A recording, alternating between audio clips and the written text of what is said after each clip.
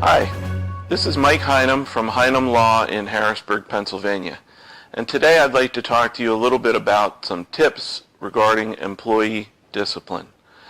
When disciplining employees, it's very important to be consistent, number one, and always document, document, document. It's also helpful to either have an employee handbook, employee manual, or policies and procedures that you can point to when telling an employee that they're doing something you do not want them to do. Also, it's very important when you give those policies and procedures or handbook to the employee to have them sign something and date it to indicate that they have actually received, read, and understand what you've given them. You certainly are free to start out with some kind of a verbal warning. When you do that, you have to make sure that you document the verbal warning and put it in the employee's personnel file. Otherwise, it's just a matter of he said, she said, as far as whether it actually occurred or not. Be careful not to do too many verbal warnings, because the employee will get the impression that the violations potentially aren't as serious as you want them to understand they are. You may have a progressive discipline plan in place where you start out with a verbal warning and then move into written warnings, suspension, etc.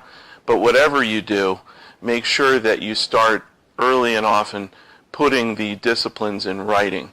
Make the employee review them and sign them. If the employee refuses to sign and date, note that, document it on the form, and put that in their personnel file as well.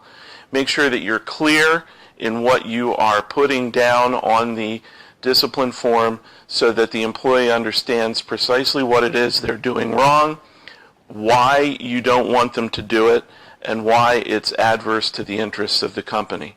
Also, make sure you don't ever put anything personal in the warnings.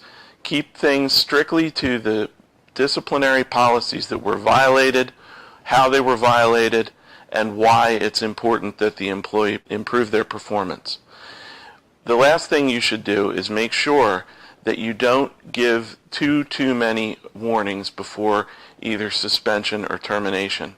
Employees have to understand that it's very important and very serious that they follow your policies and procedures. If they continually are violating your company policies, giving them written warning after written warning after written warning is probably not going to improve that. They need to understand that the written warning is really that, a warning that if they don't improve, they stand the chance, and a very good chance, of having their employment terminated. And having it in writing will help you show that it was a willful violation, which is the standard in Pennsylvania for being able to avoid paying someone unemployment compensation. If you have questions about this or any other employee matter, please give me a call, Mike Heinum at Heinum Law in Harrisburg, Pennsylvania. Thank you for watching.